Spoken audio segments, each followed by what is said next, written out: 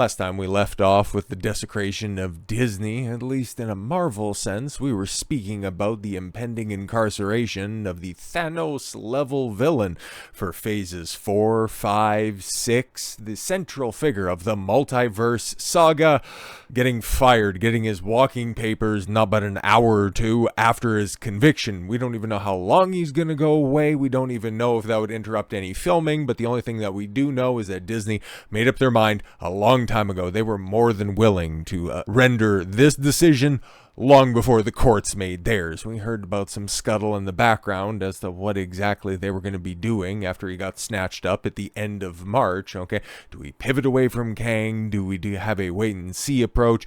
We had all of this press that you can still find out there that's absolutely hilarious, of everybody licking the boot of Jonathan Majors on the red carpet when Ant-Man and Quantumania debuted at the beginning of the year, but oh boy, how quickly that all got memory hold. But what now? What does Disney do? How does Marvel pivot from Jonathan Majors' Kang? What happens to the character of Kang? Does it get mothballed? Do they bring in a new villain? Do they recast the role? We kind of know that they're not exactly partial, at least in a current sense, to recast old characters. Hell, they would be more likely to find an even more diverse. It'd probably be the South Park meme, because normally the way that these characters get changed out is that, they just become a small black woman. Take a look at what happened to Iron Man. Oh no, don't worry guys, that Ironheart series is going to be coming out any day now. By the way, it's completed and they're just sitting on it because they don't know what exactly to do with it. But they'd employ the South Park meme, like I was saying. They'd stick a chick in it and they'd make her lame and gay. But we kind of have a little bit more insight as to what ultimately is going to happen with Kang, in that he's going to get shelved. The character of Kang is done, so are they going to take a lot of people's advice and take a step back now that they have all of this open real estate with simply Deadpool 3 coming out in 2024? As it looks like Marvel will change the title of Avengers: The Kang Dynasty after the studio dropped Jonathan Majors following his, a guilty conviction and sentencing within the first couple of weeks of 2024. It would be wise for them, especially with the only established setup. They might have a couple of shows because Echo releases in January, but is anybody going to care about that? And how consequential is that going to be to setting up everything else? Not at all, because it was supposed to be a lead-in for Daredevil Born Again, but that entire project has been scrapped, and brief moment of clarity for the studio realizing, holy crap, this all sucks real bad. But with the unique situation where Deadpool 3 introduces all of the old established Fox universe, because we've seen, at least from production stills that have made the rounds, there's a couple of different incarnation of the old Fox X-Men characters.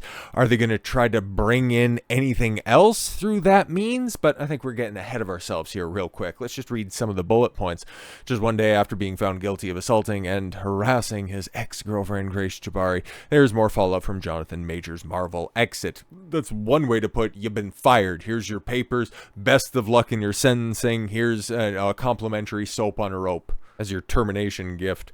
A superhero studio had previously named their Avengers film The Kang Dynasty, and then the second one was supposed to be Secret Wars, where everybody was going, are you going to reset everything then? Could we just go ahead and recast? Okay. I guess we're going to get the jump on that. Shortly after Majors was found guilty, Marvel dropped the actor from their upcoming projects, including The Kang Dynasty. Well, that's going to be a bit of a tiff, given the fact that Kang is no longer employed. What are we going to do? The studio also confirmed to The Hollywood Reporter that the project is now being referred to as the Avengers 5. Avengers 5, huh? Alright, because that can mean a bunch of different things, knowing what they also kind of have on the horizon as well. So let's continue. Majors' Kang made his Marvel Cinematic Universe debut in 2021 to great fan acclaim. If you can't tell that that's sarcasm, I'm sorry about that brain tumor. But everybody mocked his performance as Kang. Is like, that's supposed to be your big villain.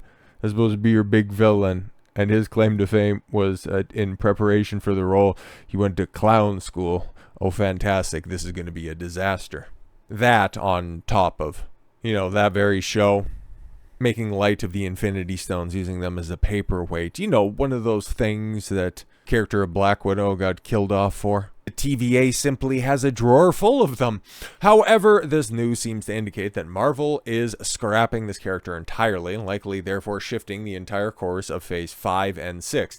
With the removal of the Kang Dynasty title, it appears to confirm that Marvel is not considering simply recasting the role, which the studio has done before. But it's very important to note that was under Paramount's leadership, okay? When Don Cheadle took over for Terrence Howard, and from Edward Norton to a stark downgrade in Mark Ruffalo. I guess, they do point out that, William Hurt he was Thunderbolt Ross in the original 2008 Incredible Hulk, which they misspelled Incredible. Aight then. But unfortunately for him, well, he died before he could have his own spin-off with the Thunderbolts. Or I guess, no, because the Thunderbolts doesn't exactly have a release date. He's going to be recast as Harrison Ford when he's going to be the Red Hulk and Captain Black American Falcon Man. Fantastic stuff. They have no idea what they're doing because we've read the leaks when it came to that, but don't worry guys, that's totally false. I hope for the sake of your studio it is, because that looked atrocious, just inserting a whole bunch of current day nonsense in order to just try to stick it to the Orange Man. That's gonna age like a cup of milk on the radiator. But like it's alluded to, with the fact that, it seems to be shifting their entire course of the 5th and 6th phases of Marvel, what are they gonna do? What are they going to do, especially with their next upcoming film being one that just welcomes in at least Hugh Jackman, James Marsden as Wolverine and Cyclops respectively, maybe even some of the older Marvel characters and Wesley Snipes as Blade, which would be bitchin', but who knows? The only thing that we know for sure is that, Hugh Jackman is Wolverine, Ryan Reynolds, Deadpool, and at least he was there at the set. The pictures are out there. Cyclops, he still could get cut out after all, because do we even know what the plot of that film is supposed to be? There's going to be an opportunity where Deadpool, instead of, like a lot of people have opined, taking one of the comic book stories where Deadpool kills Marvel and then just ratchets that up and kills the MCU and restarts everything. Some people might be thinking, or maybe it's possible, that it's simply going to be Deadpool kills the Fox Marvel universe, which they're going to live to regret, because the only goodwill around characters that they have right now are those old franchises that they used to sneer and snicker at. How the tables have turned. Like some people have theory crafted that, okay, Deadpool runs around and he just ends the MCU as we know it right now. This is something that they could do because they're still shooting it. It would look super slapdash. It would be a total ham-fisted effort to try to rewrite some of the plot, but is that necessarily a foreign concept to Marvel? I don't think so. In light of recent developments, it might actually be a really good opportunity, given the fact that, okay, cool, you are resetting everything that was under the Fox umbrella to begin with. You're getting rid of the established X-Men, trying to set up for that Blade film, who knows, whenever, maybe potentially if it's ever going to take place. Really crystallize what you're moving towards with Avengers 5, potentially alluding to something that we've heard when it comes to the Fantastic Four casting, which go back and take a look at that video because it looks like that's going to be the cast itself. Okay, you got Eddie from Stranger Things being Johnny Storm, the Human Torch. You got that E-Bombs World, forget the dude's name, being Ben Grimm. The Thing, you got Pedro Pascal, the hottest man. Work-wise, I've got no opinion on his, physical appearance, other than I think that he's highly overrated. Oberyn Martell was just a who-gives-a-shit character. But he's going to be Mr. Fantastic, Reed Richards. And you got Jennifer or Jessica Kirby or something like that. Good casting for Sue Storm, the Invisible Woman. Remember her last name, because hey, at least if you're gonna use Marvel properties, you can go ahead and at least pay homage to some of the founding fathers. Shout out Jack Kirby. But then that's also supposed to introduce a female Silver Surfer when there is a female Nova, another Herald of Galactus, because that's what it's supposed to be. But no, Silver Surfer's the most popular, so instead of being faithful with your adaptations, you want to stick a chick in it and make her lame. Don't know if she'll be gay, but that's what Marvel's been doing, so why would anybody be shocked? Why would anybody be shocked? Having that team up in order to go forward with a Doctor Doom, which has also been rumored as well, like that could be your 5, but I'd imagine that's just a placeholder name, obviously. But you can go ahead and theory craft all of this stuff because nothing is set in stone right now. Everything's going back for reshoots. We know that Captain America is heading back for reshoots. Everything else that was cemented has tentative release dates. It's all so far out It'll be dead from the heat death of the ever-expanding sun by the time that it sees the light of day. So this is the one opportunity for Marvel to really figure this stuff out or lose their audience for a generation. But lucky for them, post their Fox purchase, they got all of their biggest, sans Spider-Man, probably their biggest, IPs back under their own home umbrella, at least when it comes to their team-up. So Fantastic Four, that'll be big if they can ever get it to happen. But it's still made by Marvel after all, and Disney got their fingerprints all over it. So if the writing's not going to change, who gives a shit? It's cool that you have those properties, but if you're just going to desecrate them like you have everything else in Phase 4 and 5, not going to be all that excited for it. But one thing that was just recently set up is the incoming X-Men, which, of course, you know, as a child of the 90s growing up with the animated series, and also, you know, those first round of those X-Men films, X1, X2, okay, and even X3, okay, a little partial to that one. That was actually, okay, that was the first X-Men, live-action X-Men film that I recall seeing. I think I seen bits and pieces of the first one, but I specifically remember seeing Last Stand. I think I went to theaters for that one. I know I definitely did go to theaters to see X-Men Origins, Wolverine, so I've seen the team up between Hugh Jackman, at least on screen. They were obviously adversaries at the end, and Ryan Reynolds' Deadpool. It's kind of funny how all of this stuff is coming full circle. I'm not going to go see Deadpool 3, absolutely out of your mind. Mostly because I know what it's going to be setting up. The X-Men are coming into the MCU, because we've seen it with the end credits scene with Beast, Kelsey Grammer's weird CGI'd face on the old blue Beast himself, helping out Maria Rambeau, do some science shit because we need women in STEM. So they're coming, and boy are they pissed. It's just, what's going to happen with the X-Men? How are they going to introduce quite possibly the most famous, the most beloved team in all of comic books, focusing on women? Like, what are you guys doing? What are you doing? Why would you specifically? Okay, like, I've actually got no problems with this, okay? I know that sounds weird, but the way that they're framing this and knowing who's ultimately going to be making the decisions on it, that's a problem that I have. Marvel Studios' upcoming X-Men reboot to center on female mutants feature Mr. Sinister as a villain. But to be fair, I'm not all that familiar with Mr. Sinister. Hopefully they'll add some additional context on that one, but I know a fair amount about the X-Men themselves, and here's the great thing about these super-powered mutants, okay? It doesn't matter if you're a man, a woman, if you're Mystique and you can go ahead and shapeshift and you're each and everything and all of it in between. Sex plays very little when it comes to who is the most powerful mutant. Because if you want to look at the male roster of mutants, at least on the X-Men side of things, you got what? Charles Xavier, obviously, Wolverine, Cyclops, Nightcrawler, who has now just been retconned into being a butt baby that was born of a female love-on-love scissoring. Fucking strange. Gambit, shout out. Beast, obviously. But that entire team is nothing without their female contingent, because for as far as I knew back in the cut, the most powerful mutant of all, at least when it comes to telekinesis, was Jean Grey. Okay, Storm, one of the most popular X-Men, full stop. Rogue, right up there as well. Psylocke, Jubilee. Like, these are popular characters. You don't need to specifically focus on them. You can focus on the X-Men. But of course, it's Disney.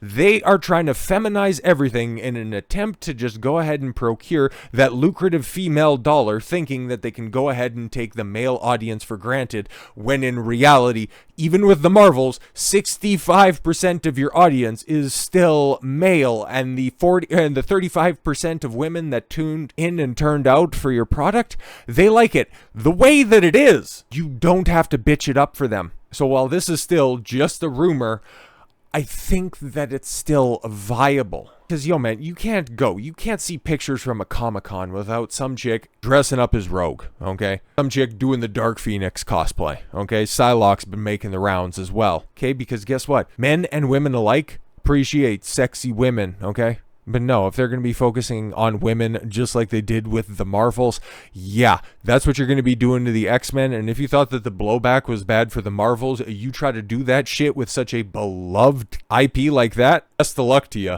If you thought that there's been hate online, you ain't seen nothing yet.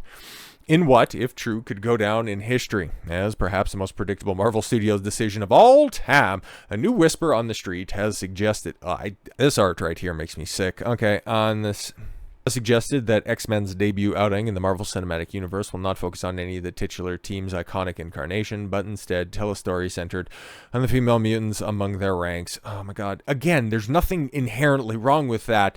It's just, there's no need for it when it's the X-Men. They're super powered human. They're mutants, okay? Their powers happen to manifest within a vessel that's inconsequential to sex. What are we doing? That hairstyle for Storm fucking sucks. And I don't know why Jubilee's back there chewing bubblegum being all Hispanic and shit, but whatever.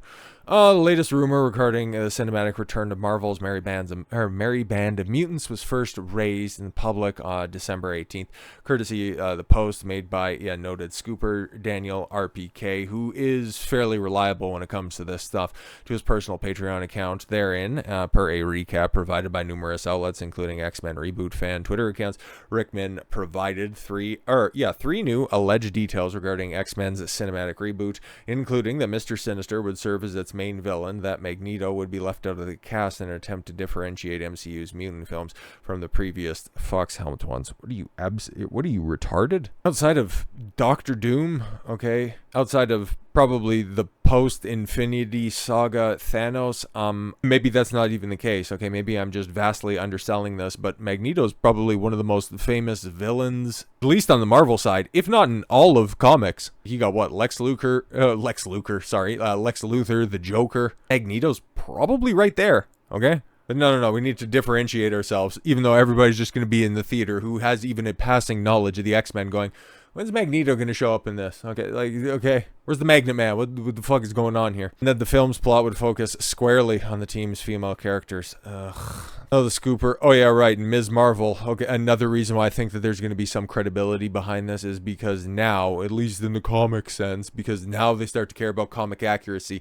Once the movies started to adapt all of the shit that drove the comic industry into the ground, Ms. Marvel has been retconned as to being a mutant. Great. Fantastic. Well, fantastic in the sense that she just simply took some of the powers that were exclusive to Reed Richards' Mr. Fantastic.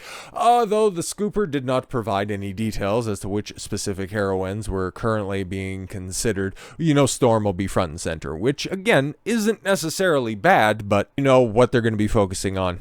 If they're going to be focusing on an exclusively female X-Men, what are we doing? It's likely that Iman Vellani's portrayal of Kamala, Miss Marvel Khan, will be among them, yes, as she is both the MCU's first official mutant and one of its currently favored female characters, despite public apathy. But she's loved by the executives because, well, she ticks the right boxes. Notably, though, Rickman's scoop has yet to receive any official confirmation. They're never going to confirm this because they don't even know what the fuck they're doing. That's the problem right now. They're currently in a tumultuous situation with Jonathan Majors. This just happens to really line up with what exactly you would think would be going on at Marvel right now. They would go in ahead. They would still not learn from any of the failures of their past, and they're going to take the wrong lessons away from Deadpool 3, which I still think is going to make probably north of $750 million. I'd imagine probably $900,000 in a year where we're going to be absolutely starved of big budget blockbusters. It's going to be probably the biggest fish in a small pond next summer. It has a very good chance of making a lot of money, but what are they going to learn from that? Ooh, people want the X-Men. Fantastic. We'll go ahead and expedite that with our plan right there, thinking that they can once again just smuggle in some more feminism, not realizing that everybody is fucking sick of that stuff. But as disappointing as that is, can't take away the old Fox stuff from the early 2000s as much as they're trying to. You can't take away the old cartoons with the reboot that you're trying, which is so hilarious. X-Men 97, the year that Marvel almost went out of business. Good naming decision. Absolute bunch of brainlets. And then once again trying to force people to like Kamala Khan. Listen, I've given props to Iman Vellani. I think that she's nice. I think that her best years in the business are ahead of her. It's just those best years don't really involve the current phase of Marvel because it's a dumpster fire. Just take a look at somebody who you used to hold both on screen and in real life in such a high astute and realize that, yeah, if you don't get away from Marvel as quickly as possible, your career is going to end up looking like Brie Larson's. It's just, she got the Oscar out of the way beforehand. You would be fighting a terrible uphill battle. But with all that said, thank you all very much for the gift of your time. I've been Don Consuelo. I want you to follow your gut and get after it. Take care, everyone.